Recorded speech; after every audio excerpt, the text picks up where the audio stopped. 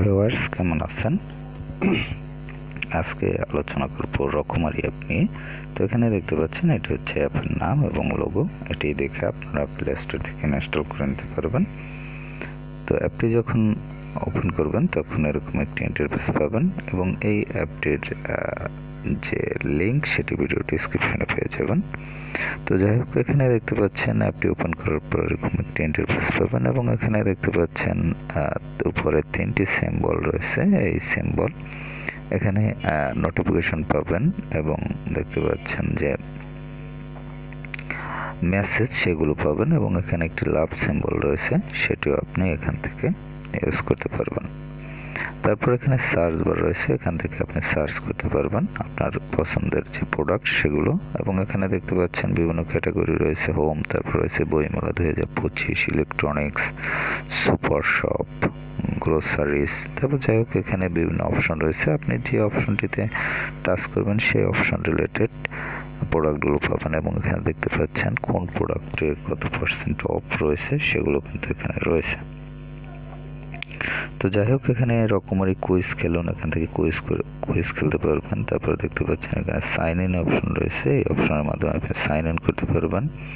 এখানে sign in অপশনে touch করলে এখানে দেখতে পাচ্ছেন সাইন ইন করতে পারবেন এবং সাইন আপ করতে পারবেন। এখানে সাইন ইন অথবা সাইন আপ করার জন্য আপনার ইমেল অথবা ফোন নম্বরের মাধ্যমে আপনি সাইন ইন অথবা সাইন আপ করতে পারবেন। তারপর নেক্সট অপশন দেবেন, তারপর হচ্ছে পরবর্তী নির্দেশনা অনুসরণ করবেন এবং নিচে আরও দুটি অপশন রয়েছে, ফেসবুক এবং গুগল। এই দুটি অপশনের মাধ্যমে আপনারা এখানে কিন্তু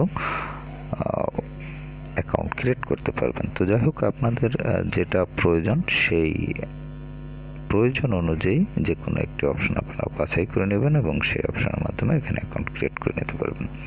তো আমি এখান থেকে ব্যাক করলাম। ব্যাক করার পর এখানে নিচে দেখতে পাচ্ছেন তাদের যে প্রোডাক্টগুলো সেগুলো রয়েছে। তো যাই হোক, এখন আমরা হোমের পাশে যে অপশনটি রয়েছে ক্যাটাগরি, এই অপশনে টাচ করব। ক্যাটাগরিতে যে অপশনগুলো রয়েছে দেখতে পাচ্ছেন এখানে বুকস রয়েছে, ইলেকট্রনিক্স রয়েছে, সুপার স্টোর রয়েছে, তারপর হচ্ছে কিডস জোন, তারপর হচ্ছে গিফট কার্ড, তারপর হচ্ছে বুক লিস্ট, তারপর হচ্ছে অফার জোন। তো যাই হোক, এই অপশনগুলো আপনারা এখান থেকে ইউজ করতে পারবেন। তো বুকস এই অপশনে আপনি দেখতে পাচ্ছেন এখানে কিন্তু অনেকগুলো ক্যাটাগরি রয়েছে। এই যে কোনো ক্যাটাগরিতে আপনি টাচ করলে সেই ক্যাটাগরি রিলেটেড অপশনগুলো পাবেন। তারপর হচ্ছে ইলেকট্রনিক্সে আপনি যে অপশনগুলো পাবেন তার মধ্যে অপশনগুলো আপনারা কিন্তু ইউজ করতে পারবেন। তারপর হচ্ছে সুপার স্টোরে আপনি যে অপশনগুলো, এই অপশনগুলো আপনারা ইউজ করতে পারবেন। তারপর যে অপশনটি রয়েছে এই অপশনে আপনি দেখতে পাচ্ছেন এই অপশনগুলো ইউজ করতে পারবেন এবং এই অপশনের যে অপশনটিতে টাচ করবেন সেই অপশন রিলেটেড কিন্তু সার্চ রেজাল্ট চলে আসবে বা প্রোডাক্টগুলো চলে আসবে। এখানে দেখতে পাচ্ছেন মূল্য লেখা আছে, কত পার্সেন্ট অফ আছে সেটিও দেয়া আছে। তো যাই হোক, এরপর আমরা যাব গিফট কার্ড। তো এই অপশনে আমরা চলে আসলাম। তারপর হচ্ছে যে অপশন দুটি, সেই অপশন দুটিতেও কিন্তু আপনারা এভাবে কোনো বর্তমান ফিচার অনুযায়ী অবশ্যই অপশন দুটিতে কোনো সাব ক্যাটাগরি নেই, তবে অপশন দুটি টাচ করলে আপনারা এরকম ইন্টারফেস পাবেন। তো যাই হোক, এরপর যে অপশনটি রয়েছে সেটি হচ্ছে কার্ড।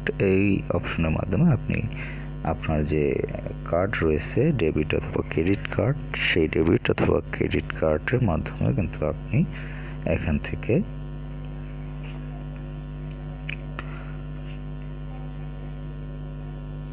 প্রোডাক্ট কিনতে পারবেন। তো যাই হোক, এরপর হচ্ছে লাইব্রেরি অপশনে আপনি টাচ করলে এই অপশনটি ইউজ করতে হলে আপনাকে অবশ্যই এখান থেকে অ্যাকাউন্ট করে নিতে হবে। অ্যাকাউন্ট ক্রিয়েট করা ছাড়া এই অপশনটি ইউজ করতে পারবেন না এবং অ্যাকাউন্ট কীভাবে ক্রিয়েট করবেন এ বিষয়ে আমি প্রথমেই বলেছিলাম।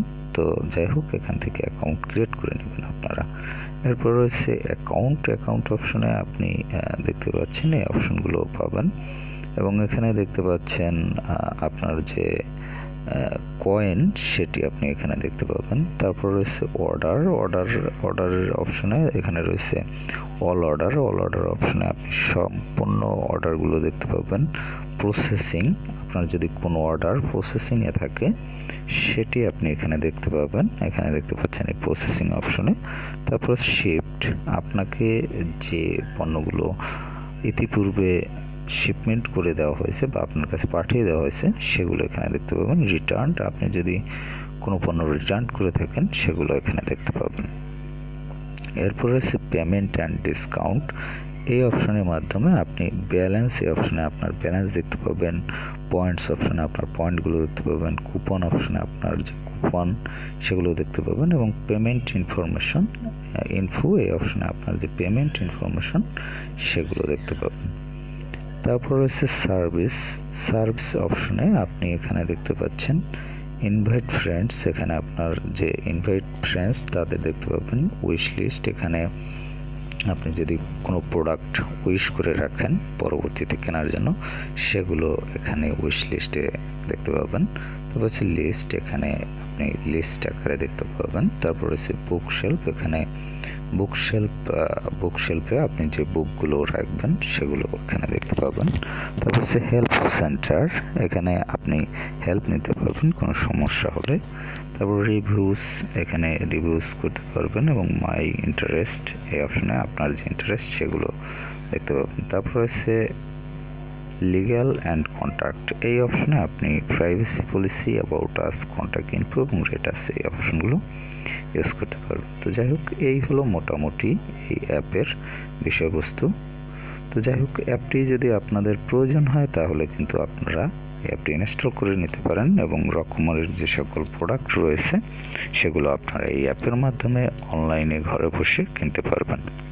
তো যাই হোক, ভালো থাকবেন, কথা হবে আবার পরবর্তীতে।